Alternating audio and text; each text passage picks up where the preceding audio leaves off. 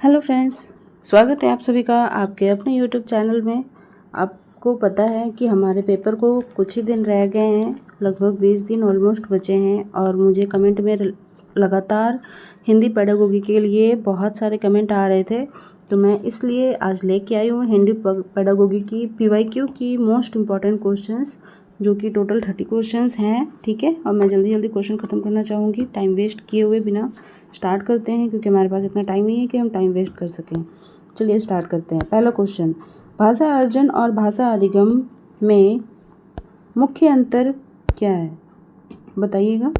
भाषा अर्जन और भाषा अधिगम में मुख्य अंतर क्या है?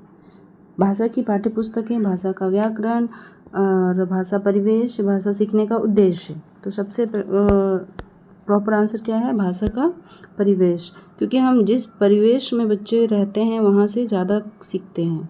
परिवेश से क्या होता है? बच्चा ज़्यादा सीखता है। नेक्स्ट, प्राथमिक स्तर पर बच्चों की भाषा के विकास के लिए सबसे अधिक महत्वपूर्ण क्या है? प्राथमिक स्तर पर बच्चे के लिए क्या है? तो बाल्य साहित्य या फिर पाठ्यपुस्तक, समाचार पत्र या टेलीविज़न। तो प्राथमिक स्तर पर बच्चों के लिए जो है ना, सबसे ज़्यादा उपयोग है बाल साहित्य। ठीक है। क्वेश्चन नंबर 3, बहुभाषिकता हमारी पहचान भी है और हमारी डैश व डैश का अभिन्न अंग भी है। तो ये वाला क्वेश्चन PYQ में आया हुआ है, आई थिंक मेरे वाले क्वेश्चन में ही था। तो क्या है बताइएगा। यहाँ बोला जा रहा है सभ्यता, संस्कृति, संस्कृति साहित्य। तो हमें इसमें से एक एक करके पुट करके देखना है कि जो आपको सुइटेबल लगे वो आंसर सही होगा। तो इसकी आंसर हो जाएगी सभ्यता और संस्कृति। ठीक है। कोई डाउट रहता है तो कमेंट करिएगा ज़रूर, मैं आपको क्लियर कर दूंगी। भाषा शिक्षण का उद्देश्य है, क्या उद्देश्य है? भाषा को रटना, नेगेटिव वर्ड। याद करना, नेगेटिव वर्ड। भाषा के व्याकरण का अधिकार और एक अभिव्यक्ति की क्षमता का विकास।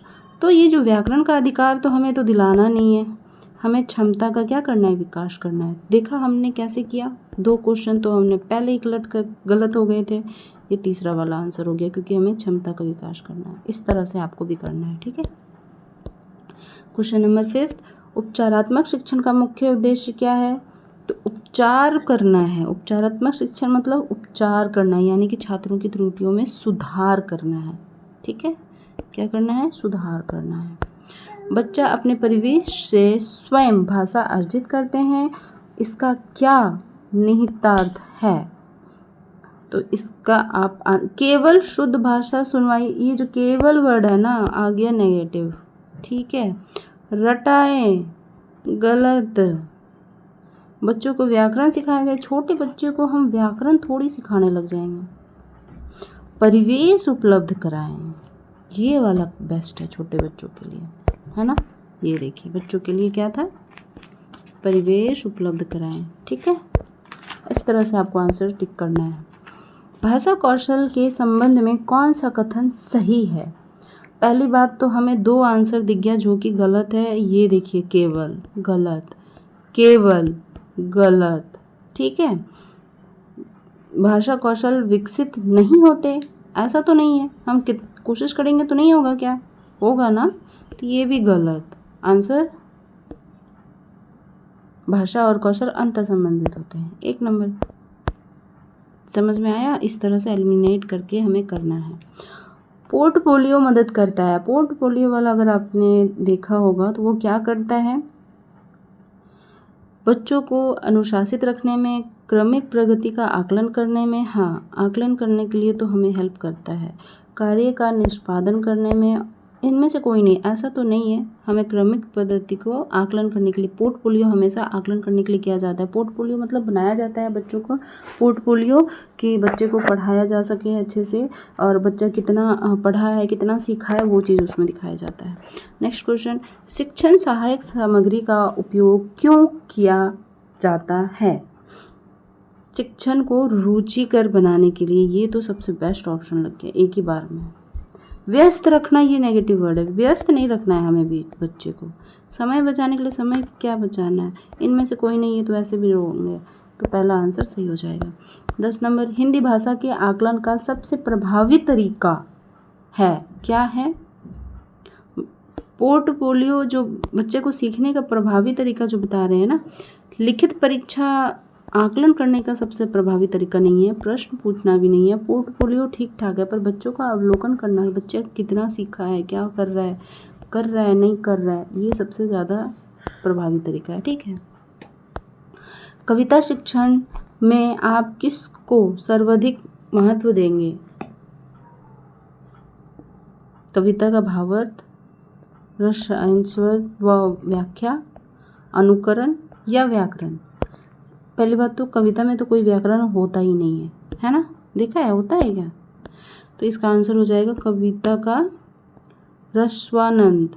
यानी कि हम जब पोयम बच्चे को पढ़ाते हैं, कविता पढ़ाते हैं, जॉनी जॉनी यस पापा, इस तरह से, तो इसका क्या होता है, उनको इंटरेस्ट आना है, यानी कि रस व आनंद आना है, आनंद आ रहा है। ठीक है, तो इस तरह से उसको पढ़ाना है।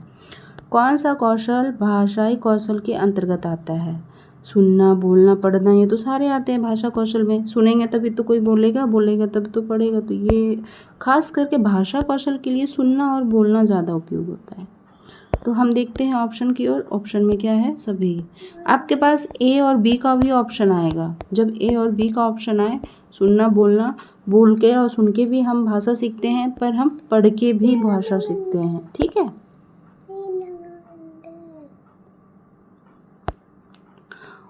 उच्च प्राथमिक स्तर पर हिंदी भाषा शिक्षण का सर्वाधिक महत्वपूर्ण उद्देश्य, ठीक है, क्या है?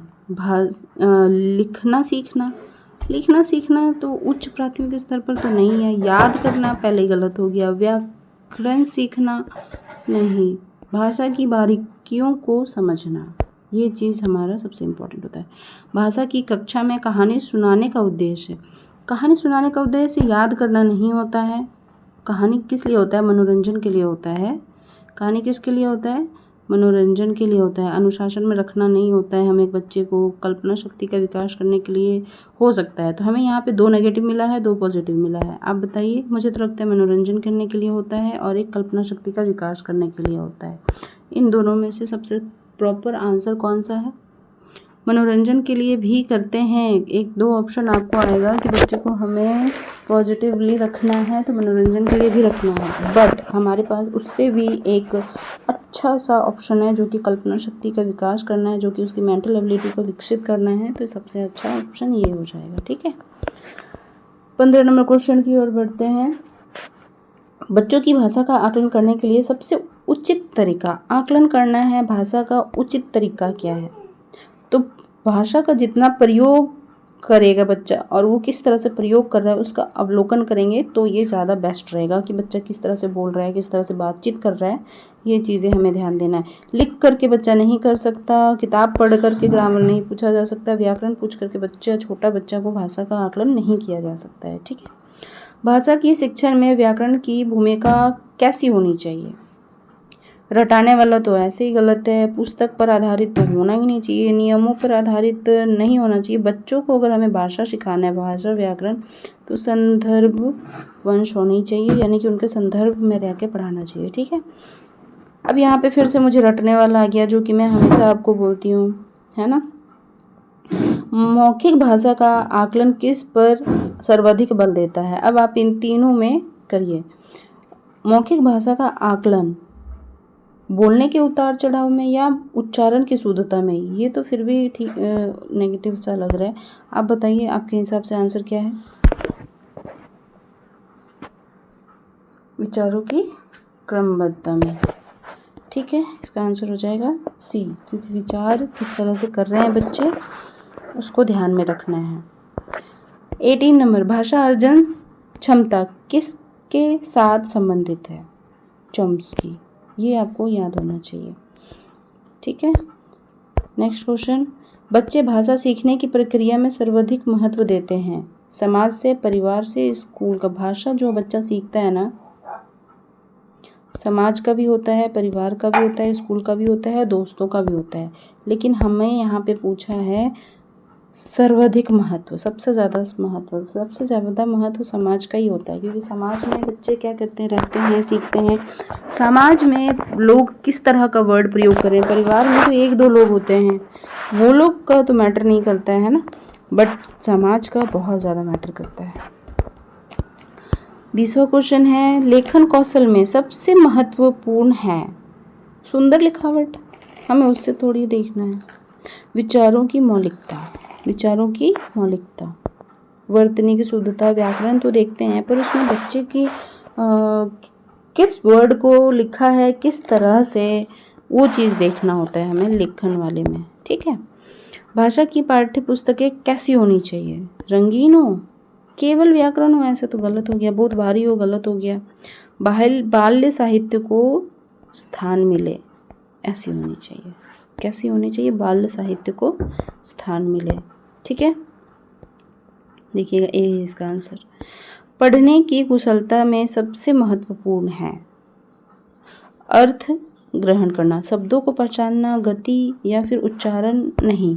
सबसे महत्वपूर्ण है अर्थ ग्रहण करना, यानी कि अर्थ समझना।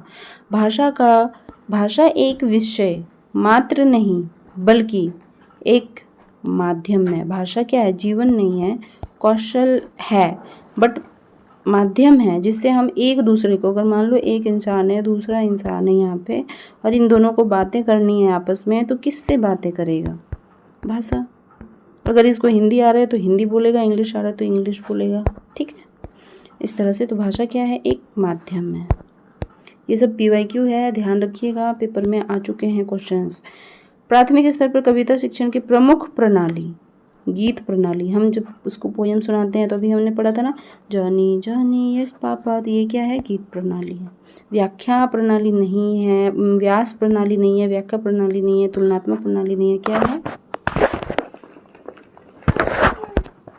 तो बच्चा किस माध्यम से सीखता है? बच्चा सीखता है गीत प्रणाली से। ठीक है, अगले क्वेश्चन की ओर बढ़ते हैं। अगला क्वेश्चन है, सस्वर वाचन का प्रमुख उद्देश्य है बच्चों के पढ़ने का आनंद लेना। सस्वर वाचन, बच्चों में पढ़ने का झिझक मिटाना। इससे ज़्यादा ऑप्शन तो और कुछ हो ही नहीं सकता। अच्छा, हमने पहले तो ये देखा ही नहीं, रटना, मौन पठन करना। छोटे बच्चों को तो पढ़ाना ही नहीं है मौन पठन से। झिझक मिटाना, ठीक है, झिझक मिटाने के लिए हम जोर से पढ़ाते हैं बच्चों को, सस्वर वाचन करवाते हैं। भाषा के व्याकरण की समझ को कैसे आंकना चाहिए? रटाकर। देखा, एक ये ऑप्शन रहता ही रहता है। संदर्भ परक प्रश्नों के माध्यम से, परिभाषा पूछकर, लिखकर।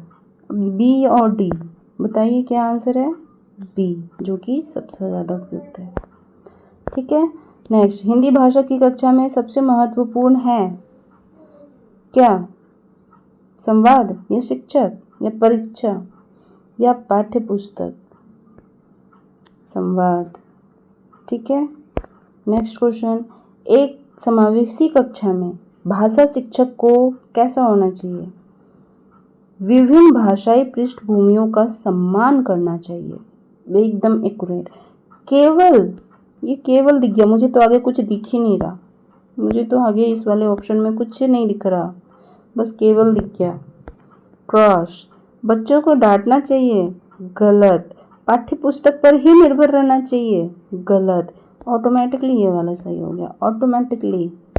ठीक है, सुनना कौशल में शामिल है, केवल सुनना कौशल में शामिल नहीं है।